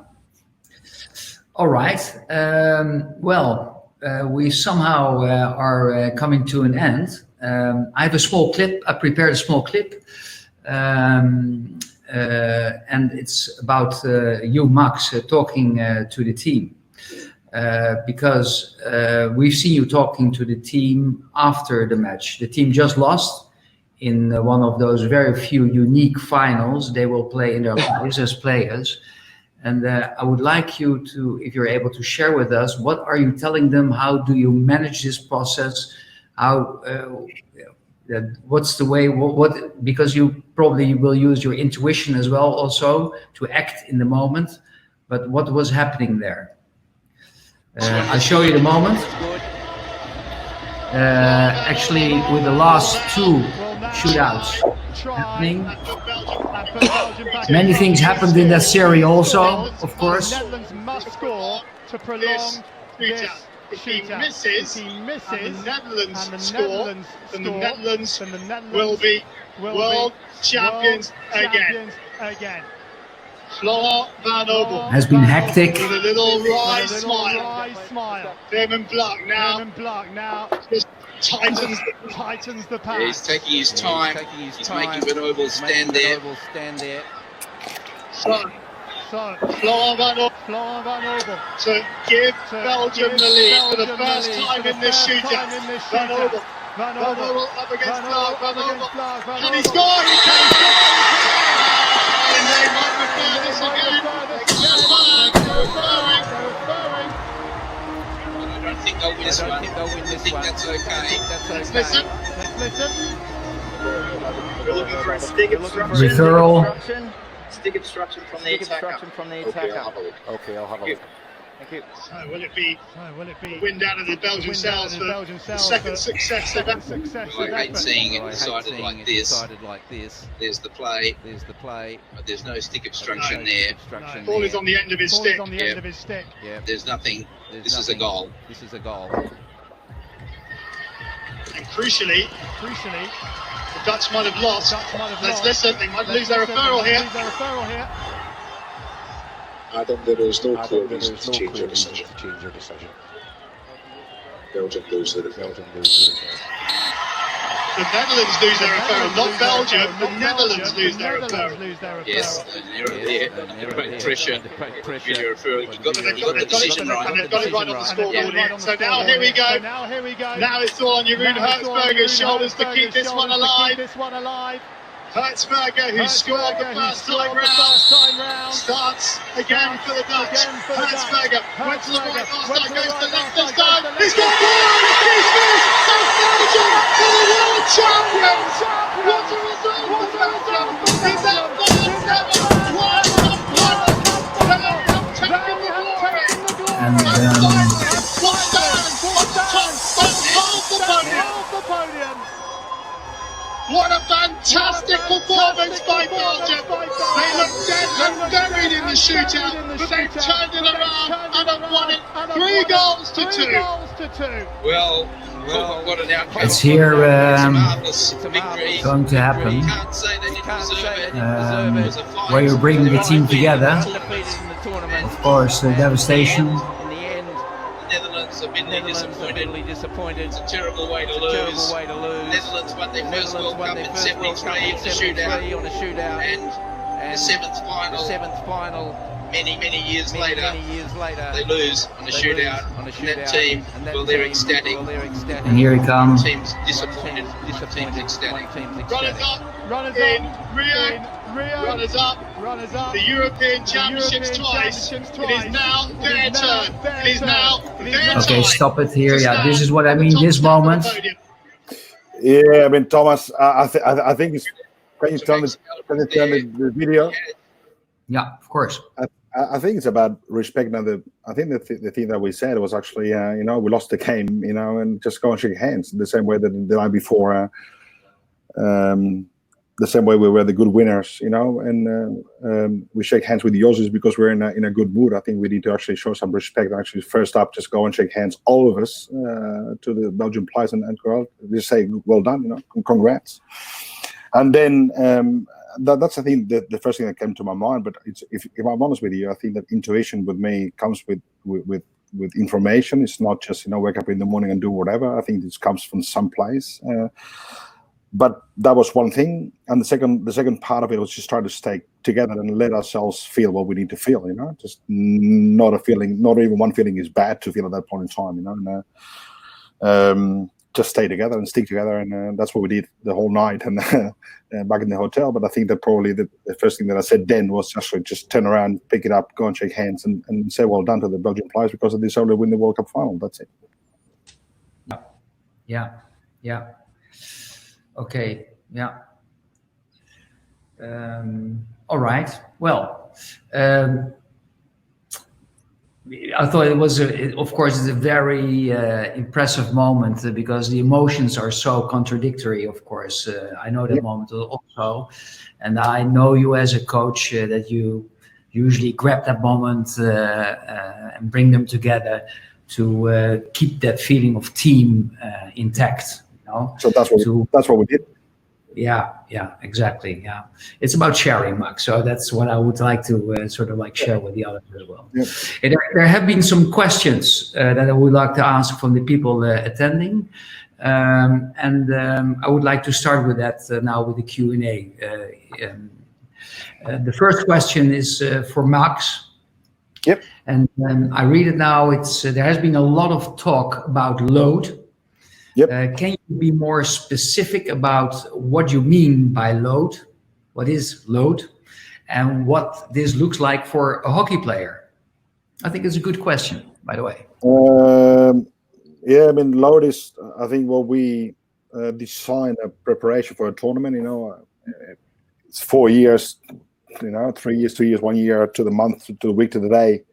When we do those big macros of an Olympic program, I think that what you try to manage is the volume, intensity, those two combinations towards training week, training month, training year, and training tournament. And that's what you train. You look at your physical energy systems that you want to train, how you want to train them, when you want to train them, at which period of time, during the week, during the month, during the year, and in a tournament itself. And those ones are embedded in certain data, GPS data, heart rate data, and what we try to do to be very efficient, because our system needs to be efficient, because we share the players with the clubs, is to try to combine the hockey and the physical part of it as much as we can together. Just to make sure that we get the best benefit out of less time together, in comparison with a full-time program. That's what load is, and I think it looks different as you go along. It's not set in stone. Something, I think it's very adaptable to different constraints and different contexts. But that's what we talk about, and we do that work with our S&C coach, and our S&C coach is also a part of the trainings, because when we prepare trainings, we have him on board to help us think about distances, rest moments, intensity, and so forth and so forth and so forth. So yeah, that's what I mean. I don't know if you want to know more about it, but I think that will be my answer. Okay. Shane, another question for you. Is there a use of other sports in your training program of the national teams? Use of other sports? Yeah. In this Corona period, we've been talking about recurring question. Yeah. We've been talking about doing paddle and playing tennis. Then I'm part of your team. Yeah, just we mainly do hockey, to be fair. Like that's our bread and butter type of stuff. We mix in some few things in the other areas, so bike and run and a few things in cross training, just to keep that side of things. But it's pretty hard to get away from just the pure hockey aspect of what we do. A lot of the guys that for enjoyment, they play golf and they play tennis and just things like that to be a bit different, but not so much in our training times. It tends to be pretty pure hockey stuff. Yeah, form gives function. Is what you do is what you get. Yeah. If you want to get hockey, do a lot of hockey. That's also my type of recipe. Question for Max. When sitting in the brief with your team, what was your team's focus, tactical goals, as you were about to face each other?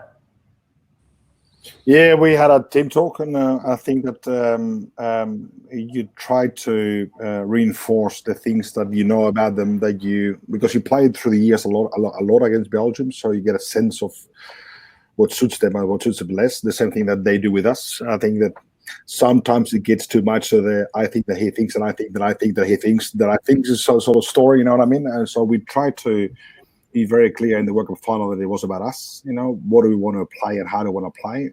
Of course, how do you want to get them at certain areas of the game? I want you to be aware of. Mainly was about us and how to feel as free as possible, which was not in the end the result that we got, because we didn't play as free as we would have liked to. But how could we actually play our style and actually just start to actually get them a tough time, and give ourselves the best chance to win the game. So I think the debrief was pretty much 90% about us. about the things that we want to try to achieve and do. And of course, you touch on base what you already know about Belgium. I think that our players with certain teams, they can actually wake up in the morning and know who's who and how they play. You know, I think that's high performance, and that's the teams that you play the most against. I think that actually pretty much you don't have a lot new to talk about, and especially before a World Cup final, I think that we try to stick to ourselves. Yeah. All right. A question for the both of you. Shane, you may kick off. It's not an easy one, maybe, or it is. What has been the best advice you ever received as a coach? Best advice. Yeah.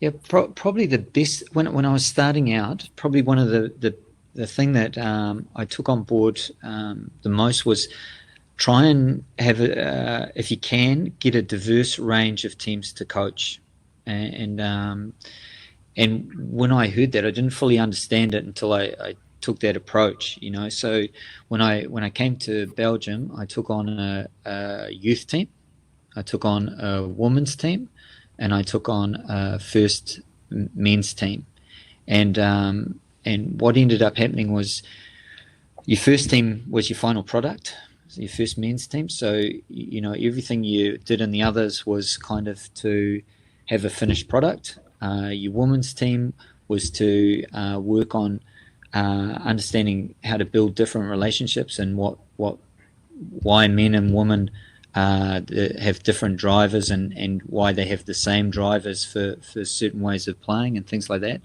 And then the youth side was very experimental, you know, playing without an inside right player or a mid right player, what happens? Playing with three at the back, what happens? And you know, and that was probably one of the best things that I did. It just every game was different, and every time I had to coach, I had to be different and be a different coach. Yeah, and have a picture of the full pathway also. Yeah. The whole construction of.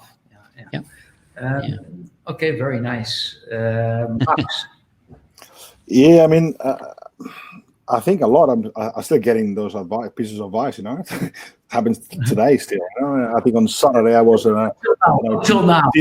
No, I mean, on Saturday I was at our team manager's house, and you know, we were having a chat and a coffee, and discussed things about the program and about myself. You know, he gave me some pointers as well, still today, that I can actually use. And I think maybe just to be curious, you know, as a coach, as an individual, you know, it's not only about the game. You know, it's about people. It's about being a leader. It's about being a trainer. It's about being a coach. It's about being a manager, especially at national level coaches. I think you're a bit of both those four things at the same time, you know, and the context us more of on the pitch or off the pitch of as manager, of a leader, you know. I think that being aware of who you are as a person, I think it helps you a lot just to be the best possible coach for the people that you're working with.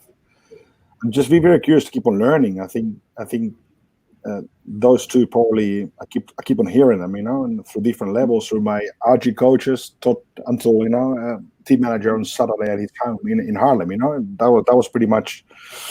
I'm very open for those pointers, you know, and I really look at them myself as well. But you know, knowing yourself, being very curious, those two things I think are important to be a good coach. Yeah. I have another question for you, Max. Interesting question. You've coached the national women's team. Yep. How do you close the gap between men's and women's teams in general? I assume it's a question. So it refers to that the men are closing in the gap to the women level, probably, or the other way around. You mean in Holland? It could be worldwide, huh? Yeah, it's well, I think. Do you have to? I think every sport is good for itself. I think the women's game is a great game when you work in women's game. I think that when you're into it, like I thoroughly enjoyed every minute of it.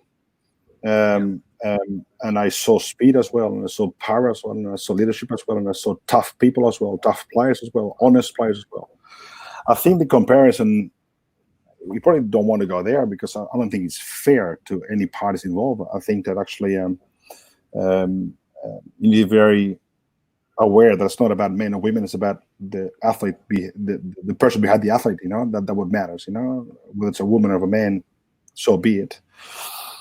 I don't think that we have to close gaps. I think that actually, if you ask me now, if we look from the outside in, because I don't have the knowledge, because I've been away from the women's game for some time, but I think that in the men's game, there's 6, 7, 8 teams that actually they're very close to each other. In the women's game, that's not the case probably, and that should be something for, I know, our governing body just to think about how to get that better, But, whilst in the men's game, I think in the width of the game, I think there's a lot of competition for medals within now in Tokyo. So, yeah, I mean, I don't see it as a challenge to get them together. I think that actually they're both good at what they do because of their own merits, the women's game and the men's game. And yeah, I think it's interesting for me, the person behind the athlete, whether that's a woman or a man, I really don't matter. I think that's both of them are really, really good.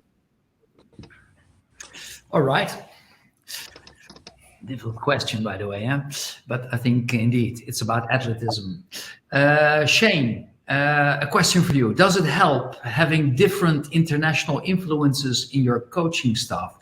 And the person asking you made an extra note, especially a South African. Yeah, he's a special character.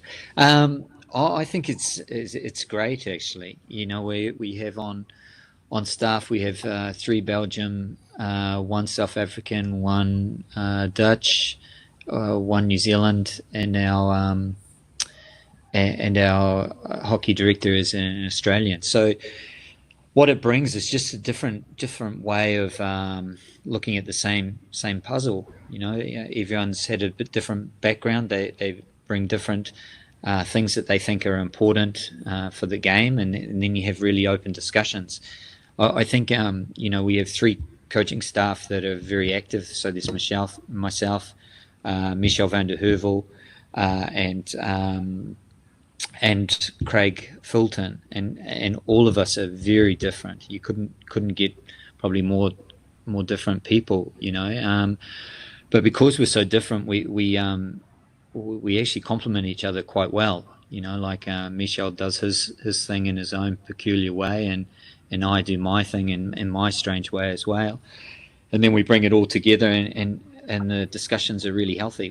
We often don't agree on things, and that's probably where the final decision has to come with me. But that discussion is such a great learning, and in the end, sometimes I deviate away from my first decision because we've had that healthy discussion. So, yeah, I think it's something that's added certainly to the flavour of this group, and certainly to the success of the group. Without them, we wouldn't be as successful as we are. Okay, so it's an extra. Yeah, for sure. Max, in hindsight, it's a question for you. Would there have been anything tactically different that you would have done differently in the final? Looking back. Yeah, I mean, there are 2 things that popped to mind. I thought about it the last couple of days, and I talked to the players that played that final again. You got the 2 different streams. You got the guys that said we should have gone full pool in the first quarter, make the difference, and sit back and actually, let the game come to us. And today, Billy just said to me after the training, we're walking to the car park, and Billy said we missed the pause in the fourth quarter to hold the ball for longer. We just try to play, try to rush it every single time. And we should have actually set up camp in the half, hold the ball for longer, and just wait maybe for the 1-2 moments to get better in the circle. I think we rushed it too much without having the legs for it. But at the same time, I think both of those things, could have been a good option. I think that the only thing that would change now, if you think about now, would not be technically, would be probably in the people's side of it, people's management side of it. I think you would have loved maybe to spend more time with them, to have a feel or how we felt the whole way through towards the bus, to the pitch. You know what I mean? And we probably didn't do enough because we tried to favor recovery. You know, and I think that part of it is probably should be a plus from the way that I am as a coach, and we probably didn't do enough there. And I think that probably I would change it the next time around. Yeah. And for you, Shane, you won it with shootouts, but would you might have chosen a different approach, knowing what you know? Well, yeah, that's really a hard one. As I said earlier, I think the game lacked the identity. So you know, I think that if one team had scored, then it would have been a much easier one to take over our roles. But probably the other aspect that shouldn't go without speaking about was it was the first time Belgium had made even the semi-final of a World Cup. So you know, dealing with that as well could have been an element of why the game was so tight, and we've already spoken about, you know, physically it would have been great to have another 24 hours. But yeah, for me, I thought we went into it how we wanted to go into it, and you know, I thought there would be more goals. You know, like if you had a look at the semi-finals and the quarterfinals and even the playoff games, there were a lot of goals from both teams. Both teams were whacking them in left, right, and centre. So yeah, I wouldn't have changed anything tactically. I think we were fine. Mentally, we discussed a lot about destiny and trying to do something that we've never done before is always a challenge. And I thought we did quite well in that area, you know, because it's really difficult to do something for the first time, you know.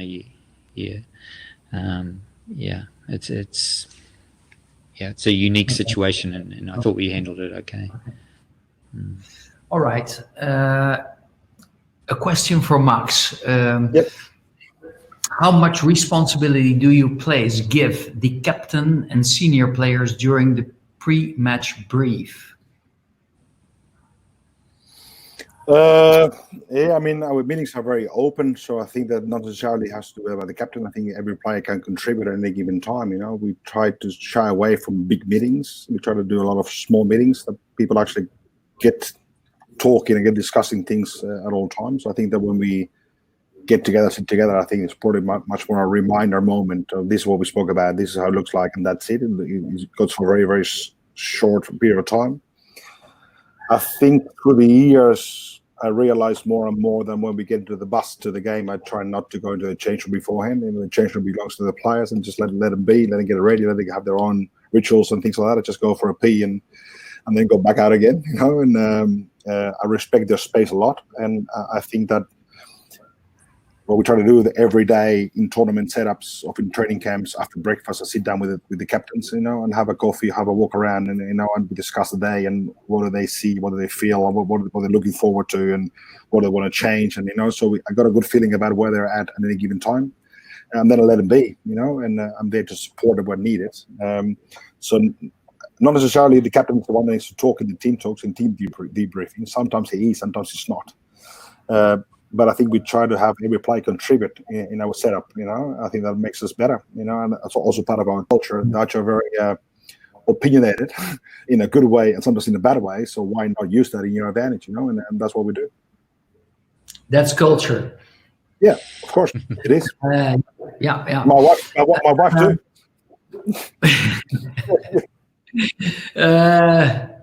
Shane,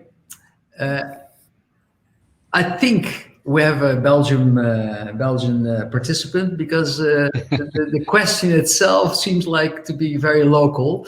Will the challenge now be making sure the players don't just expect to make finals now? How do we how do we keep them hungry? It's the press. Yeah, it's probably a newspaper. Look, it's pretty addictive. Success is addictive, you know, and the more you have of it, the more you want, and you see that often with press and stuff like that. And you know, one of the nice things about Belgium at the moment is they're still on that ascendancy, you know, and so they're probably not getting the critique that falls on some other nations, you know, that have already had success for quite a while. You know, there'll come a time when we have a tournament and we won't do as well as we expect to do, and you know, that's part of the game. It's part of the journey that we all go on. But it's you know, it's in those times staying together as a group and even becoming better. You know, one of the really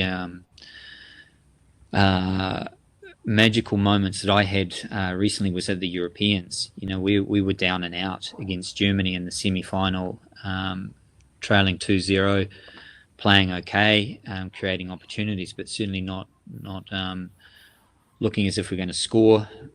We had a momentum shift where they had a stroke overturned and we just started to flow. But what was incredibly pleasing as a coach was that they stayed together as a group. You know, they continued to work at trying to win. You know, and one day that's not going to work, but it's just they have to continue going through that process.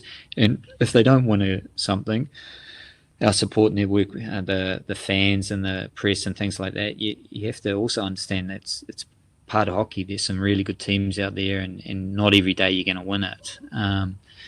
Yeah, and hopefully we build up enough credits that we get away with that once, maybe not twice, but once. Yeah. All right. Well, I hope Belgium is satisfied now with your answer. You defined your standards. Max, there's someone pushing for the same question again and again. So let's go. What has been your most important part in your development, the most important part in your life as a development as a coach? And where do you get your inspiration from? Well, I know, being your friend, that you get your inspiration from the whole world and for everyone. So you open up all sources to find ingredients that might improve the process. But what do you see as the most important part in your own development as a coach? It's a big question. I think finding very early in my life the passion that I have for this job. I think that I study political science at uni. I got a degree. I haven't worked one day in anything other than just being a coach. And in the beginning, I said before, because it just was convenient to start to get some pocket money, just to actually go out with my friends and be a kid. But I think that actually I discovered a passion for this very early in my life, and I think that's what keeps me going. I mean, I go to bed now, still I'm 47 with 30 guys in my head. I wake up with 30 guys in my head, you know, every single day. That's the way that my head works. And there's I'm very critical over myself and the way that I do things and the way that I choose things, and that keeps me motivated just to the next day to do better again, or try to go do it better again. But I'm pretty much full on, and I think that I have a wife at home with 4 kids that actually they allow me to do this a lot, you know, and I miss that part of it as well. But I found very early in my life this I love to do this, you know. I love to coach people and work with people, and I think this highest level where we're working with Shane, and you used to work here as well, and you're very close to. I think that actually it's also very addictive, you know. Go to tournaments, you know, trips and traveling and World Cups, Olympic Games, you know. That's, you know, I'm going to stop after Tokyo, so I'm going to have to kick, you know, having a bit of a rehab from this kick, you know, that you get. But I don't do it for myself. I do it for the people that I work with, you know, the players and the staff. And my inspiration, yeah, you said it yourself. I mean, this Corona time that we're actually living in, I don't know how many Zoom sessions I've been in the world, you know, with RG coaches. You know, every Monday afternoon at 4:00, I sit down with 4 Spanish football coaches and hockey coach friend of mine, Andreu, and we discuss things that I go like, wow, you know, I don't know anything about my job, you know. I just really, you know, they give me a lot of information from other sides, you know. I on Wednesday night I got 3 RG coaches that actually were my coaches when I was a kid, and now they're friends of mine. I used to play. I could play with them in the first men's team at the national team. I get them videos of our team, and I go, okay, fire it away. What do you see? You know, and so I try to. I think the moment you stop learning, that's you. You know, I think as an individual, you know, let alone as a coach, and so I'm always. The hamster wheel just keeps going the whole time, and I think that what we need to learn to do is sometimes to close the laptop and say no, you know, just to get some family time and just downtime. But otherwise, I keep on getting ideas in my head. But yeah, knowing yourself, know what you like to do. That I love to do this, you know, and being very curious about things. I mean, those are probably the biggest things in my coaching career. Okay. So, well, gentlemen, I think we've come more or less to an end with this last message. That's concentrated in the remark, keep on learning. Hopefully all the participants in this webinar had a learning experience with you too.